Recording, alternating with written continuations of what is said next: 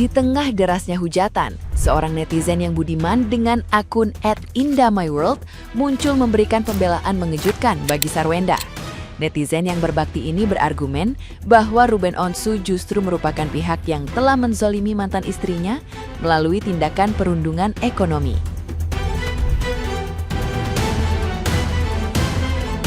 Sarwenda dinilai wajar mengamuk karena uang yang dituntut merupakan dana talangan kebutuhan anak yang sengaja tidak diganti oleh pihak Ruben pasca perceraian mereka.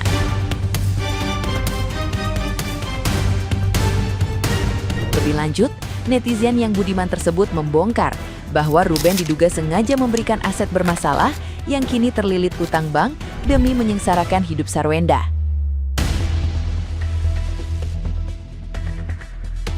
Tindakan menahan nafkah anak ini dianggap sebagai taktik kotor untuk menekan dan menjatuhkan martabat sang mantan istri secara finansial. Publik pun diminta menggunakan logika jernih agar tidak mudah tertipu oleh pencitraan korban yang dimainkan Ruben.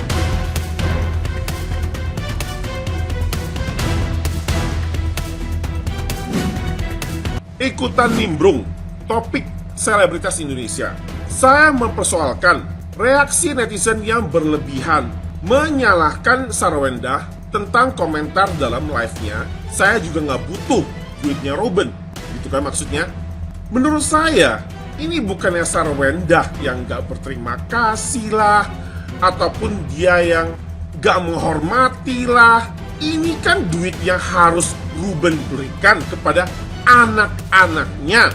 200 juta itu adalah buat anak-anaknya doang, ya. Ini adalah kewajiban seorang ayah untuk anak-anaknya dan bahkan dalam sistem reimburse, alias Sarwenda bayar duluan baru nanti diganti oleh ayahnya gitu. Dan kalau misalnya Ruben gak memberikan duit ini kepada Sarwenda, ini ya bahkan akan menjadi masalah legal dan juga masalah moral, tidak bertanggung jawab.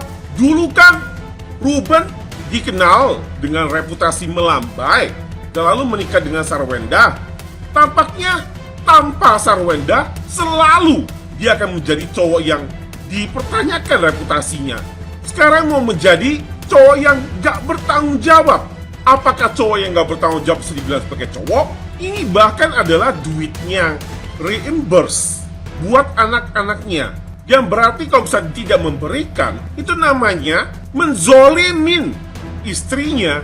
Bukannya si Sarwendanya tidak berterima kasih. Kalau misalnya si Sarwendanya nggak diberikan duit ini, dizolimin. Dan lalu reaksinya sebagai wanita yang mempunyai harga diri, oh saya mah gak tidak butuh duit kamu. Dan kalau dia mengumpat anjay, anjing, apapun itu, karena dia marah karena kewajibannya tidak diberikan, kewajiban suaminya tidak diberikan, dilakukan oleh suaminya, maka lumrah. Ini justru adalah wanita teguh, yang wanita kuat, yang berprinsip, yang memutuskan saya bisa survive sendiri. Harusnya dia yang didukung, bukannya si Ruben yang gak bertanggung jawab, yang mau bully orang pakai duit. Ruben Onsu kan duitnya dikabarkan ratusan miliar. Kenapa aset yang diberikan kepada Sarwenda semua bermasalah? Rumahnya katanya diagunkan untuk usaha, lalu cicilannya nggak dibayar. Mobilnya juga, kreditor sampai datang, ya kan? Kenapa ini? Apakah Rubennya lagi bangkrut? Atau memang dia sengaja berikan ke Sarwenda semua aset yang bermasalah? Dia yang berpersulit kali. Dan lalu ini adalah duit reimburse, alias sudah dibayarkan untuk anak-anaknya. Bayangin aja deh. Ini bahkan adalah masalah legal ini. Dan mempersulit sudah ditepis oleh pengacaranya sendiri. Dan maka saya sangat mengharapkan ini jadi masuk ke dalam ranah hukum. Karena tidak bertanggung jawab dong kalau misalnya lalu menuduh-nuduh, mengada-ngadakan tuduhan-tuduhan yang tidak benar. Netizen Indonesia bener-bener deh ya, harusnya menjadi SDM yang lebih berkualitas, kayak punya nalar logika yang bisa lebih menjeli, kayak terlalu gampang ke-trigger. Kenapa? Karena biaya hidup kalian gak sampai 200 juta. Biaya hidup saya juga gak 200 juta. Tapi kan orang lain mungkin aja. Kita gak usah terlalu ke-trigger, terlalu sirik, dan lalu menganggapnya sombong. Gak juga, gitu loh. harus melihatnya secara sepenuhnya. Gambar sepenuhnya adalah ini adalah kewajiban suaminya dan ayah untuk anak-anaknya. Dan biaya ini sudah ada, sudah dibayarkan, sudah nyata, gak bisa dikorup-korupin dari Sarwenda. Sudah dibayarkan untuk anak-anaknya, pure biaya untuk anak-anaknya. Dan lalu digantikan oleh suami dan ayahnya itu. Kecuali dia nggak mau jadi ayahnya lagi. Pikir ya netizen, jangan bela orang yang bully pakai duit. Ruben Onsu kan yang lebih kuat, yang lebih punya duit. Sembarang dia menuduh dan lalu mengelakkan kewajibannya, nggak kasih dia duit untuk menekan dia, untuk menyerang dia. Pembuli itu kadang-kadang bukan pakai tenaga. Pembuli itu kadang-kadang pakai duit. Hati-hati. Nah, gimana nih menurut netizen yang terhormat? Silahkan berkomentar ya. Halo guys, selamat siang. Ini surat terbuka untuk kalian para netizen yang suka ngehujat orang, yang suka menghakimi orang. Anyway, dulu juga Bensu menurut gue, dulu juga Bensu dia ada masa bucin-bucinnya dengan Desi Ratnasari. Gak ada tuh Mbak Mio kayak melontarkan kata-kata bahwa si ayahnya ini, si ayahnya begini tidak pernah kan. Nah, kenapa sekarang malah heboh ketika Mamio sudah mau melangkah lebih jauh, sudah punya kehidupan yang baru, dan kayaknya ribet banget gitu guys. Komen di bawah. Sarwenda versus Ruben Onsu. Sebagai sesama emak-emak, sebagai sesama perempuan, aku ada di woman support woman. Apalagi yang aku lihat Sarwenda ini sejak dia menikah sama Ruben Onsu, dia nggak pernah macam-macam, dia nggak pernah aneh-aneh, selalu menjadi istri yang baik, menjadi emak yang baik untuk anak-anaknya, bahkan untuk anak angkatnya. Dia juga bekerja cari uang, ikut bantu suami cari nafkah, jadi nggak ada alasan dia bukan perempuan yang baik. Ini penilaian aku ya dari luar, sebagai orang yang melihat dari layar kaca. Karena memang nggak pernah kan ada berita aneh-aneh mengenai Sarwenda. Tapi akhir-akhir ini menurut aku setelah si Ruben Onsu ini pisah gitu, pindah rumah, kayak lebih kepada kayak mencari simpati publik ya. Sama part 2 yang diperankan oleh antek-anteknya. Aku kok nggak tega ya lihat Ruben itu kalau kerja sampai lupa untuk istirahat, makanya badannya sampai kurus begitu. Aku beneran, aku nggak tega lihat dia itu, makanya dia itu sakit-sakitan. Emangnya Sarwenda nggak sakit-sakitan? Emangnya Sarwenda nggak kerja keras? Bahkan Sarwenda itu loh tidurnya cuma 1 jam, belum lagi jam 4 pagi dia sudah harus bangun untuk menyiapkan bekal-bekal anaknya, persiapan untuk baju-baju anaknya, memandikan anak-anaknya. Gak ada jam istirahatnya. Ada lagi, kok tega ya dia itu ya? Kok 3 kali lah dia itu memaki-maki di media. Kau aja pun kalau ngomong itu di media kasar juga. Tapi giliran Sarwenda kasar, kamu kok gak terima? Jangan cuma mengoreksi orang lain kau bisa, tapi ngoreksi dirimu sendiri kau tidak bisa. Cie, para sibuk ngatain aku bazar 350 perak. Aduh, 350 perak mah aku ke WC umum aja ya, nggak cukup. Menu makan hari ini ada steak guys. Ini steak, beefnya itu yang premium.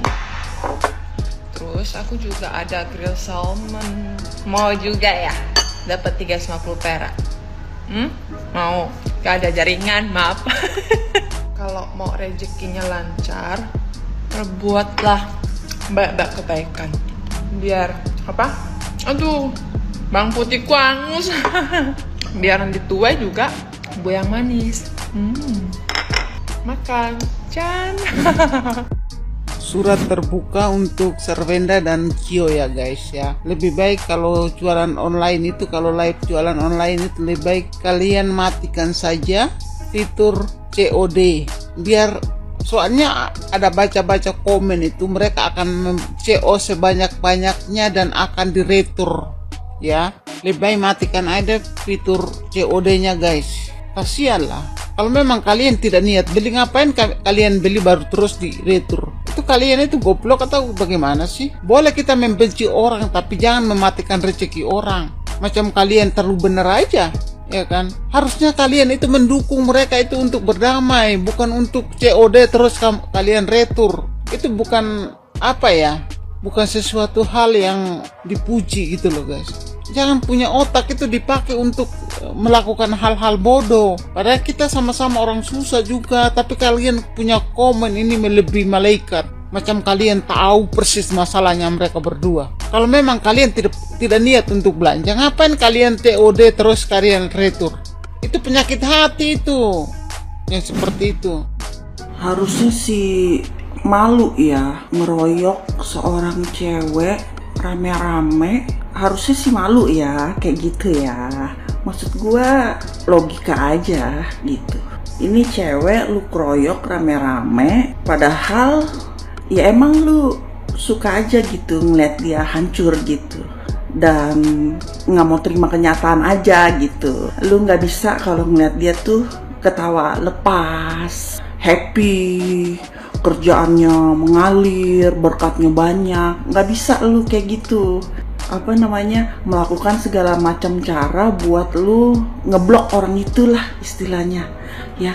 Karena gue juga pernah kayak gitu, usaha gue dihancurin, pelanggan-pelanggan gue di DM satu-satu, jangan beli sama dia kayak gitu.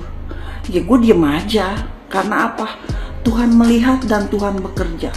Ada saatnya gue kasih tau ya, roda itu berputar, karma itu berjalan. Jadi hati-hati ya, baik-baik aja sama orang ya. Kalau udah ada yang pernah ngalamin kayak gitu, pasti tahu rasanya. Karena gue juga pernah ngalamin, makanya gue tahu banget ya, walaupun beda kisah ya.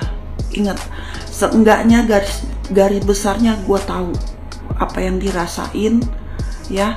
Sampai satu hari bakalan meledak ya, yang orang-orang gak akan pernah kira bakalan akan meledak ya. Lu jahat sama orang, sama wanita, ibu ya, yang udah kerja keras, banting tulang, bisa bedain ya. Kerja keras buat keluarga sama kerja keras buat bayar ini itu, bisa dibedain ya. Sayangnya gue kasihan sebenarnya sama orang-orang kayak gitu, yang udah minim empati, hatinya nggak ada, otaknya nggak berjalan. Sebenarnya kasihan sih orang kayak gitu. Dan sekali lagi ya, gue tidak pernah menyebutkan nama. Ini terjadi banyak di Indonesia ya. Jadi kalau ada komen yang sebutin nama orang di VT gue, gone aja ya. Terus kalau ada komen yang bilang gue ngurusin hidup orang lain, dosa dan segala macem, bacot, lu pergi aja, gak usah ngeliat VT gue. Sesimpel itu. VT gue cuman buat orang yang waras, ibu-ibu pekerja keras ya, yang dari pagi bangun ngurusin semuanya sendiri ya. Mengandung, melahirkan, menyuapin nih, disuapin. Pernah kan makan dari tangan ibu lu, disuapin kan? Ingat jasanya, ingat balas budi. Seenggaknya itu aja. Simple ya, simple. Diem aja ya, jangan menyakiti hati orang tua, apalagi ibu.